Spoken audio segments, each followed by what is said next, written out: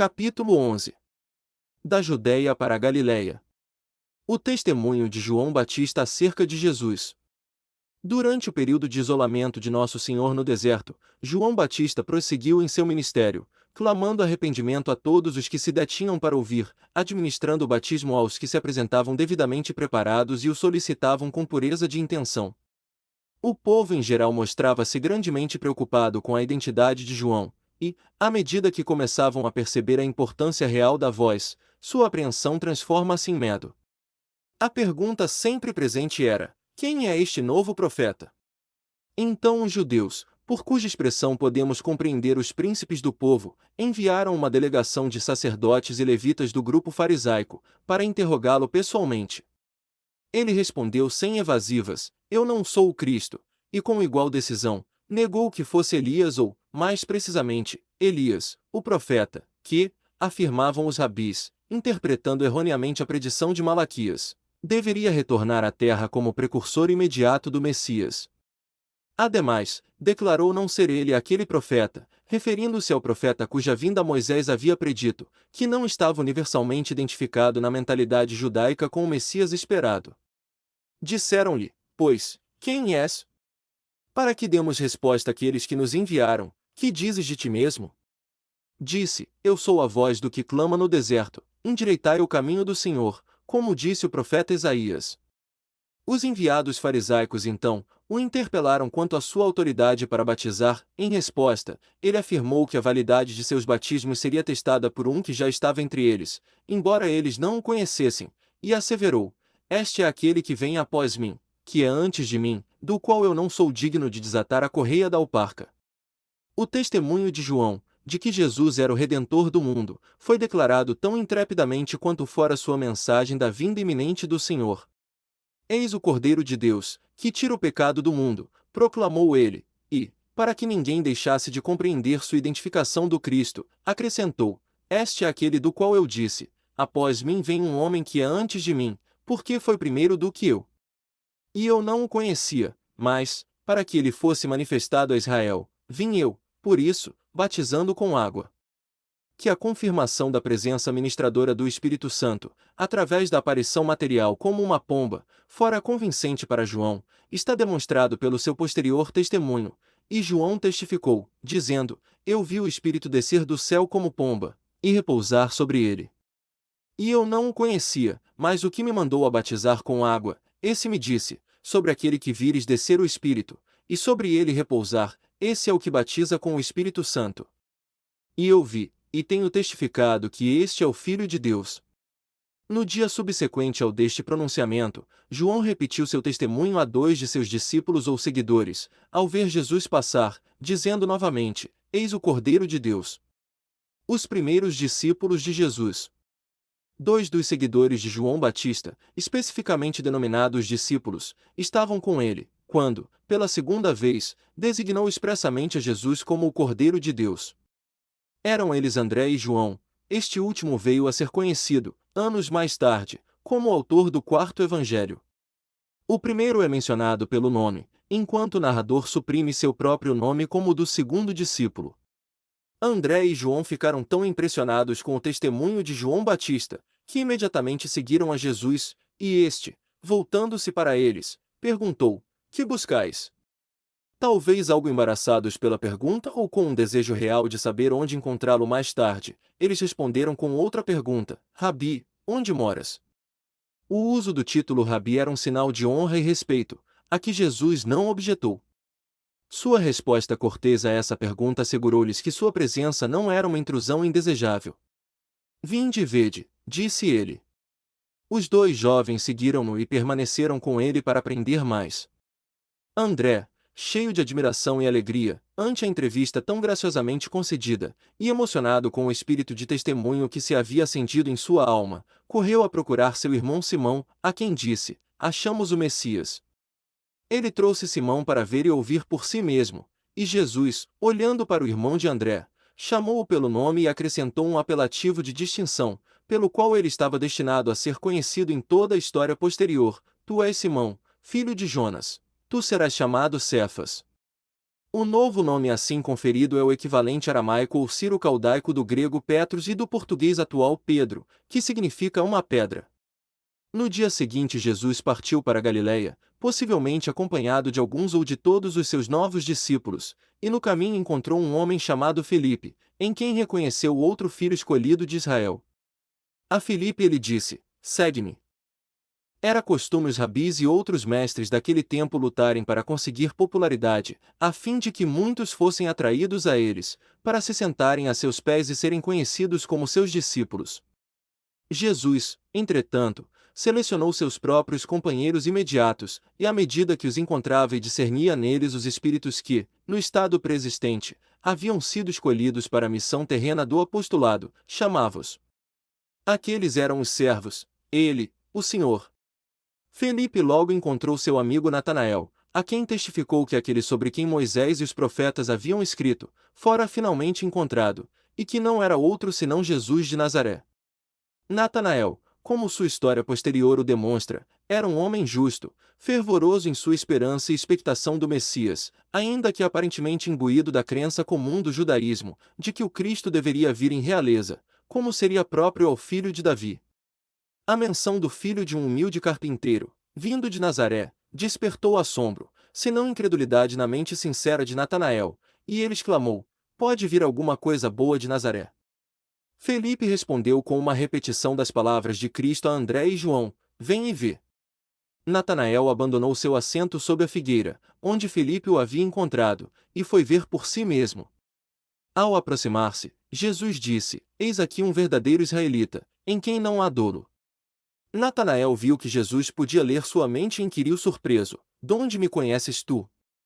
Em resposta, Jesus demonstrou poderes ainda maiores de entendimento e percepção, sob condições que tornavam o fato comum improvável, se não impossível. "Antes que Filipe te chamasse, te vi eu estando tu debaixo da figueira."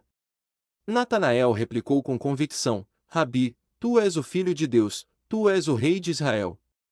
Embora sincero fosse seu testemunho, ele ainda se apoiava essencialmente em seu reconhecimento do que tomara por um poder sobrenatural em Jesus. Nosso Senhor assegurou-lhe que haveria de ver coisas maiores ainda, e disse-lhe: na verdade vos digo que daqui em diante vereis o céu aberto, e os anjos de Deus subirem e descerem sobre o Filho do Homem."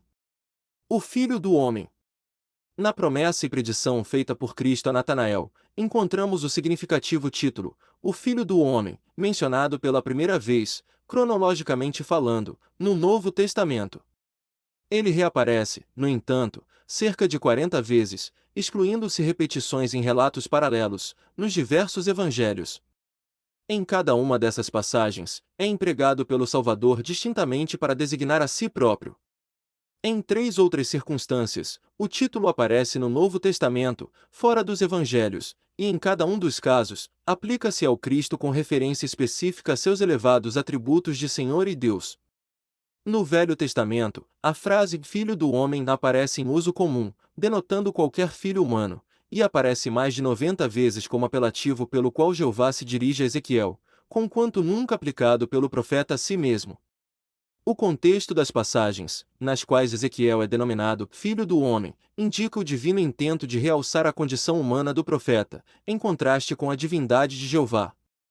O título é empregado no registro da visão de Daniel, na qual se revelou a consumação, ainda futura, quando Adão, o ancião de dias, se sentará para julgar sua posteridade. Nessa grande ocasião, o Filho do Homem deverá aparecer e receber um domínio que será eterno, transcendentalmente superior ao do ancião de dias, abrangendo todo o povo e nação, os quais servirão todos ao Senhor, Jesus Cristo, o Filho do Homem.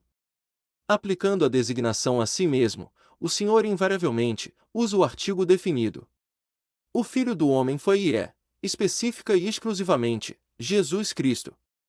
Conquanto seja objeto de solene certeza ter sido ele o único ser humano desde Adão a não nascer de um homem mortal, Jesus empregava o título de forma a demonstrar conclusivamente que o mesmo era característica e exclusivamente seu. E é evidente que a expressão contém um significado, além daquele transmitido pelas palavras em seu uso comum.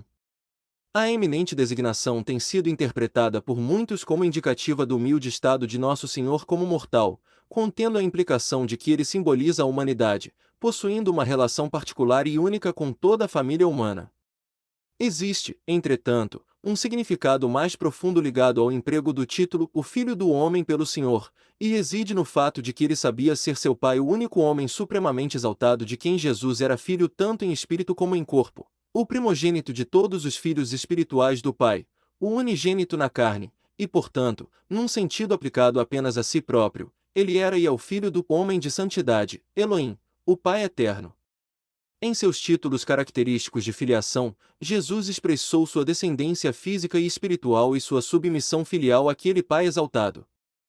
Conforme foi revelado a Enoque, o vidente, homem de santidade, é um dos nomes pelos quais Deus, o Pai Eterno, é conhecido, e o nome do seu unigênito é Filho do Homem, sim, Jesus Cristo. Inteiramo-nos, além disso, de que o Pai de Jesus Cristo assim se proclamou a Enoque: Eis que eu sou Deus, homem de santidade é o meu nome, homem de conselho é o meu nome, e infinito e eterno é o meu nome também. O Filho do Homem é em grande extensão sinônimo de o Filho de Deus, como título indicativo de divindade, glória e exaltação, pois o homem de santidade, de quem Jesus Cristo reverentemente reconhece ser filho, é Deus, o Pai Eterno. O milagre de Caná na Galileia. Logo após a chegada de Jesus à Galileia, vamos encontrá-lo com seu pequeno grupo de discípulos numa festa de casamento em Caná, cidade vizinha de Nazaré.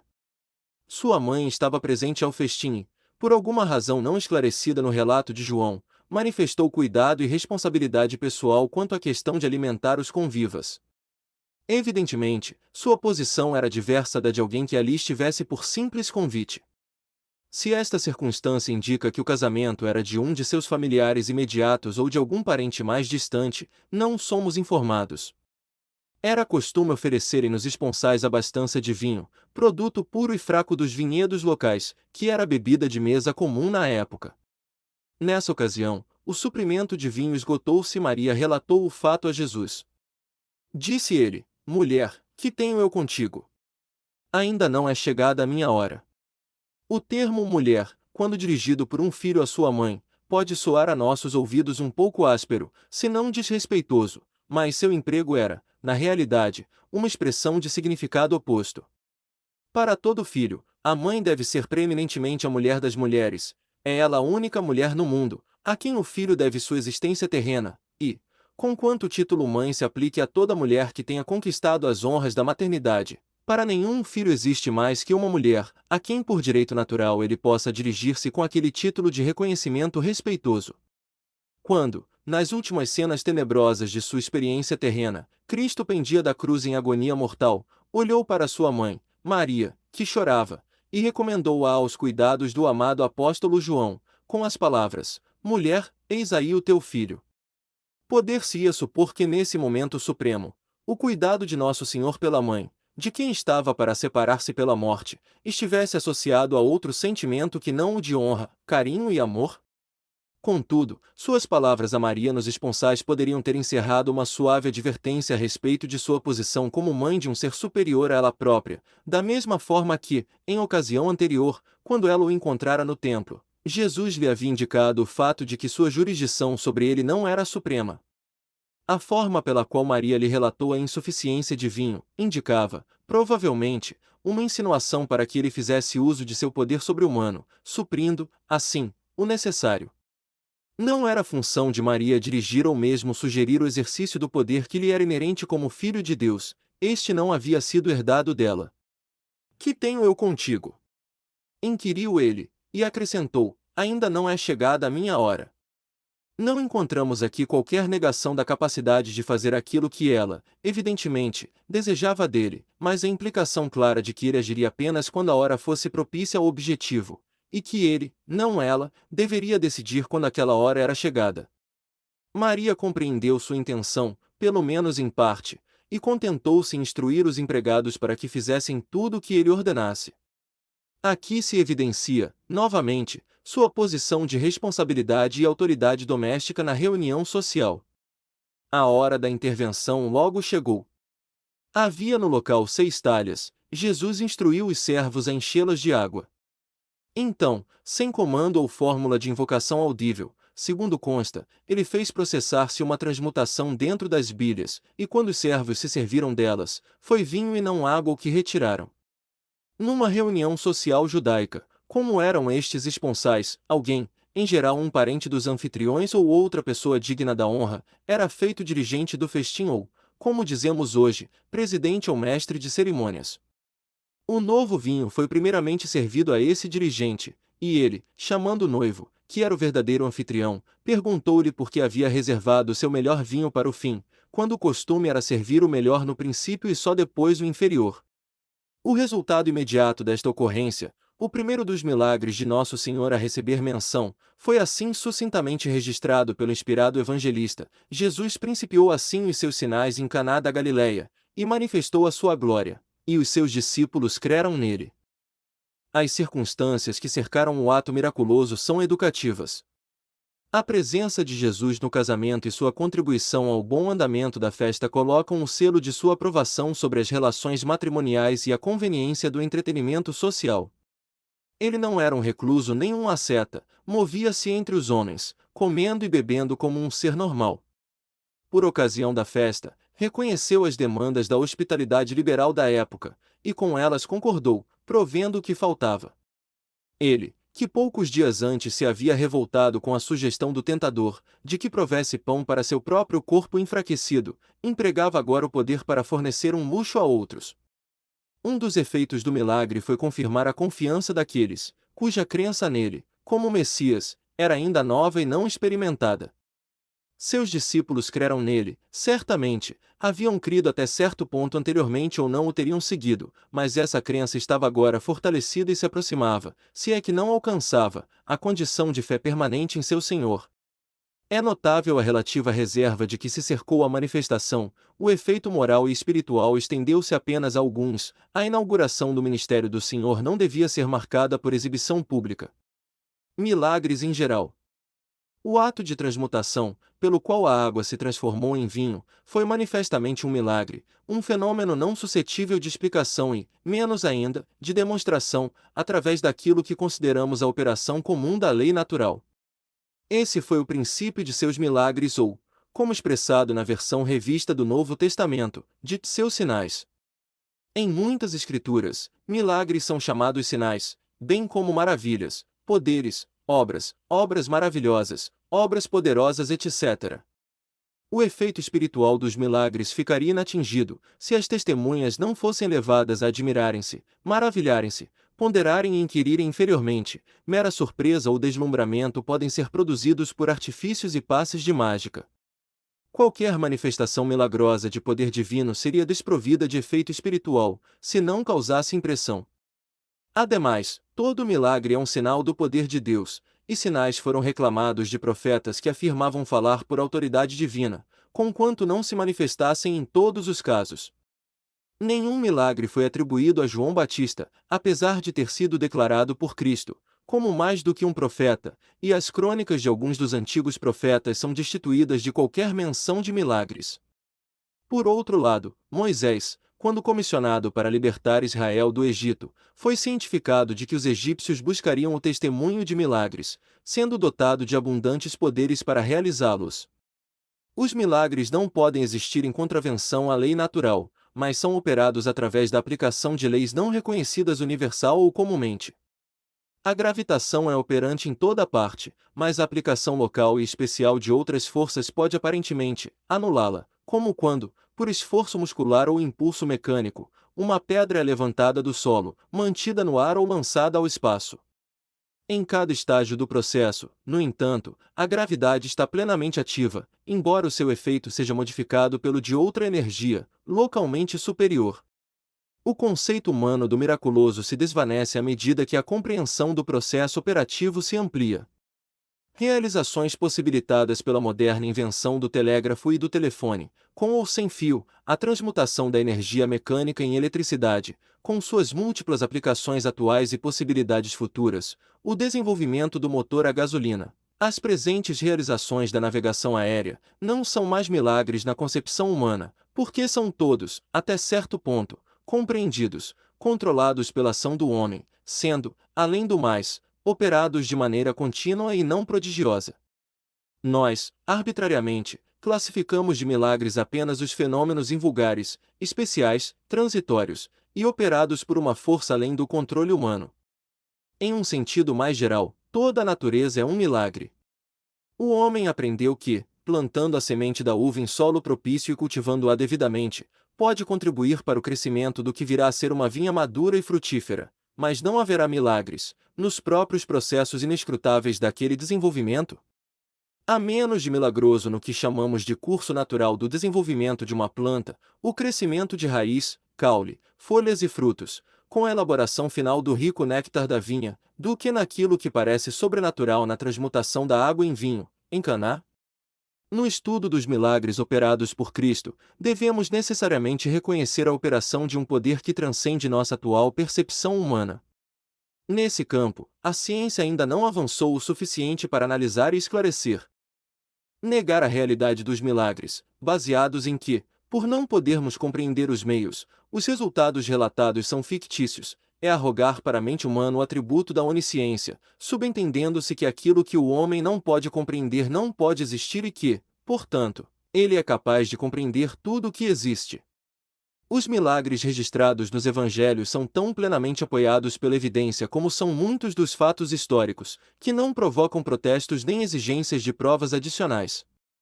Para o que crê na divindade de Cristo, os milagres estão suficientemente evidenciados; para o descrente, não são mais que mitos e fábulas. Para compreender as obras de Cristo, devemos reconhecê-lo como Filho de Deus. Para o homem que não aprendeu ainda a conhecer, a alma honesta que deseja investigar sobre o Senhor, o convite está pronto: vinde e vede. Notas do capítulo 11. Interpretação errônea da predição de Malaquias. No capítulo final da compilação de escrituras conhecida como Velho Testamento, o profeta Malaquias assim descreve uma condição relativa aos últimos dias, imediatamente precedente à segunda vinda de Cristo: porque eis que aquele dia vem ardendo como fornalha, e todos os soberbos, e todos os que cometem impiedade, serão como palha, e o dia que está para vir os abrasará, diz o Senhor dos Exércitos, de sorte que lhes não deixará nem raiz nem ramo. Mas para vós, os que temeis o meu nome, nascerá o sol da justiça, e cura trará nas suas asas. A fatídica profecia termina com a bendita e transcendental promessa: eis que eu vos enviarei o profeta Elias, antes que venha o grande e terrível dia do Senhor, e ele converterá o coração dos pais aos filhos, e o coração dos filhos a seus pais, para que eu não venha e fira a terra com maldição. Malaquias 4:1, 2, 5, 6. Sustentam teólogos e comentaristas bíblicos que esta predição se referia ao nascimento e ministério de João Batista, comparar com Mate 11:14, 17:11, Marcos 9:11, Lucas 1:17, sobre quem estava o espírito e poder de Elias, Lucas 1:17. No entanto, não temos registro de haver Elias, o profeta, ministrado a João e, além disso, o ministério deste, embora glorioso, não justifica concluirmos que nele a profecia tivesse encontrado sua plena realização. Acresce-se a isso, devemos lembrar, que a declaração do Senhor através de Malaquias, relativa ao dia ardente em que os iníquos seriam destruídos como palha, espera ainda seu cumprimento. É evidente, portanto, que a interpretação comumente aceita é faltosa e que devemos esperar, para uma data posterior à do ministério de João, o cumprimento das palavras proféticas de Malaquias. Essa data posterior chegou, ela pertence à atual dispensação e marca o início de uma obra especialmente reservada para a Igreja nestes últimos dias. No curso de uma gloriosa manifestação a Joseph Smith e Oliver Cowdery, no templo de Kirtland, Ohio, a 3 de abril de 1836, apareceu-lhes Elias, o profeta de outrora, que foi retirado da terra quando ainda na carne. Ele lhes declarou: eis que é chegado plenamente o tempo proferido pela boca de Malaquias, testificando que ele, Elias, o profeta, seria enviado, antes que viesse o grande e terrível dia do Senhor, para voltar o coração dos pais para os filhos e os filhos para os pais a fim de que a terra toda não seja ferida com uma maldição. Portanto as chaves desta dispensação são confiadas a vossas mãos, e assim sabereis que o grande e terrível dia do Senhor está perto, sim, às portas. D.I.C. 110, 13, 16. Ver também na casa do Senhor, pp 82, 83. O sinal da pomba. João Batista teve o privilégio de contemplar o Espírito Santo descendo na forma de uma pomba, ou melhor, no sinal da pomba, em testemunho daquela ministração. O sinal da pomba foi instituído antes da criação do mundo, como testemunho do Espírito Santo, e o demônio não pode vir nesse sinal. O Espírito Santo é uma pessoa e existe na forma de uma pessoa. Ele não se confina à forma da pomba, mas ao sinal da pomba. O Espírito Santo não pode ser transformado numa pomba, mas tal sinal foi dado a João para testar a veracidade do fato, sendo a pomba um símbolo ou sinal de verdade e inocência. De um sermão de Joseph Smith, History of the Church, volume 5, pp 262-61. O testemunho de João Batista. Observe-se que o testemunho de João Batista quanto à divindade da missão de Cristo é registrado como posterior ao período dos 40 dias de jejum e tentação de Nosso Senhor, datando, portanto, de aproximadamente 6 semanas após o batismo de Jesus. A delegação de sacerdotes e levitas do grupo farisaico que o visitou por ordem de seus príncipes, provavelmente por designação do Sinédrio, João, após negar que fosse o Cristo ou qualquer dos profetas especificados no inquérito, disse: "No meio de vós está um a quem vós não conheceis, este é aquele que vem após mim, que foi antes de mim." No dia seguinte, novamente no dia que se seguiu aquele, João prestou testemunho público de Jesus como o Cordeiro de Deus. No terceiro dia após a visita dos sacerdotes e levitas a João, Jesus iniciou sua jornada para Galiléia, João 19:43. O emprego feito por ele da expressão Cordeiro de Deus implica em seu conceito do Messias, como sendo que foi designado para o sacrifício, e seu uso do termo é a primeira menção encontrada na Bíblia. Para posteriores aplicações bíblicas, diretas ou subentendidas, ver Atos 8:32 e Pedro 1:19, Apóc. 5, 6, 8, 12, 13, 6, 1, 16, 7, 9, 10, 17, etc. Vinde e vede. O espírito do convite de Nosso Senhor aos jovens perquiridores da verdade, André e João, é manifesto num privilégio semelhante, estendido a todos. O homem que quiser conhecer Cristo deve vir a Ele, para ver e ouvir, para sentir e conhecer. Os missionários podem levar as boas novas, a mensagem do Evangelho, mas a aceitação deve ser individual. Estais em dúvida quanto ao que significa a mensagem hoje? Então vinde e vede por vós mesmos. Quereis saber onde o Cristo pode ser encontrado? Vinde e vede. O Pai eterno, um ser ressurreto ou exaltado. Como o Pai tem poder em si mesmo, assim tem o Filho poder em si mesmo, para entregar sua vida e tornar a tomá-la, e assim possuir seu próprio corpo. O Filho faz o que viu fazer o Pai, portanto, o Pai um dia entregou sua vida e retomou-a novamente, assim sendo, tem um corpo que é seu, cada um estará em seu próprio corpo. Joseph Smith, ver History of the Church, volume 5 p. 426. O próprio Deus foi um dia como somos agora, e é um homem exaltado e assenta-se, entronizado, nos altos céus. Este é o grande segredo.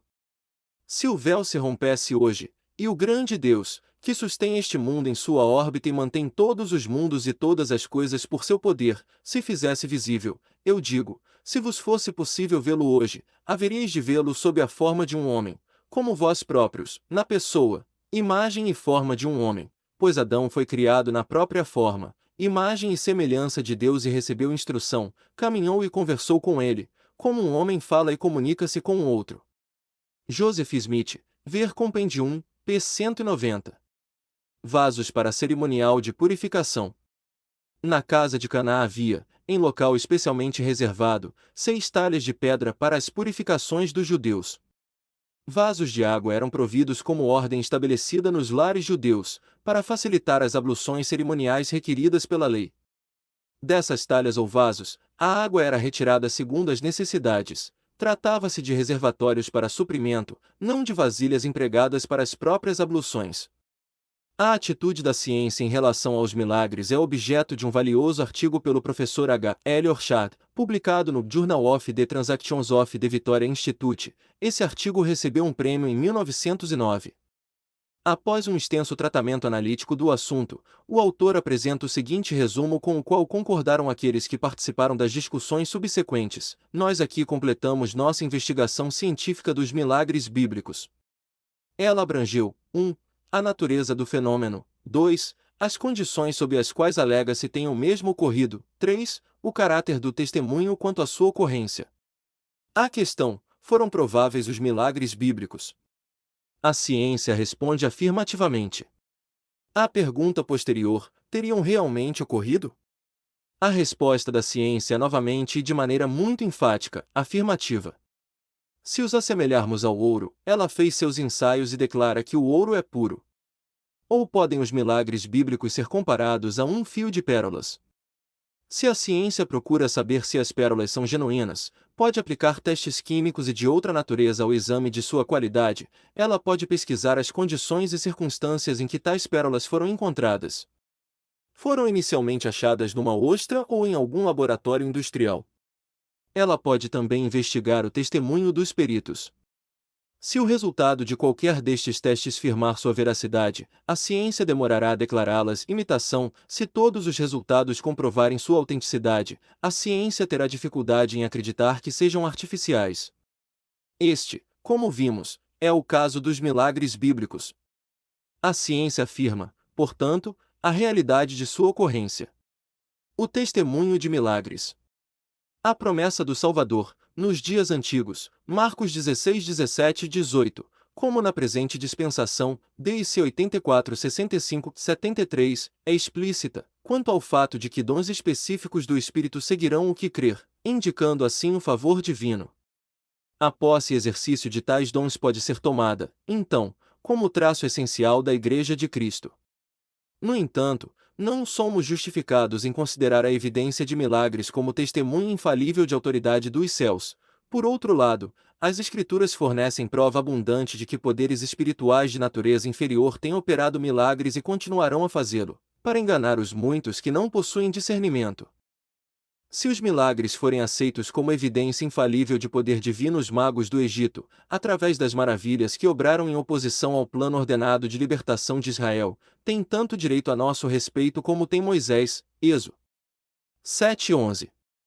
João, o revelador, viu em visão um poder iníquo operando milagres, e com isso, enganando a muitos, realizando grandes maravilhas e até trazendo fogo dos céus. Apocalipse 13:11, 18.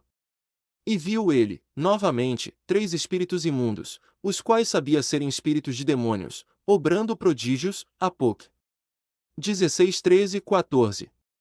Consideremos igualmente a profecia do Senhor, porque surgirão falsos cristos e falsos profetas, e farão tão grandes sinais e prodígios, que, se possível fora, enganariam até os escolhidos. Mate 24, 24. A invalidade dos milagres, como prova de retidão, é indicada numa declaração de Jesus Cristo sobre os eventos do grande julgamento. Muitos me dirão naquele dia: Senhor, Senhor, não profetizamos nós em teu nome? E em teu nome não expulsamos demônios? E em teu nome não fizemos muitas maravilhas? E então lhes direi abertamente: nunca vos conheci, apartai-vos de mim, vós que praticais a iniquidade. Mate 7, 22, 23. Os judeus, a quem foram dados esses ensinamentos, sabiam que se podiam efetuar maravilhas por poderes malignos, pois acusaram Cristo de obrar milagres pela autoridade de Beelzebu, príncipe dos demônios. Mate 12, 22, 30, Marcos 3, 22, Lucas 11, 15, de regras de fé do mesmo autor, cap. 12.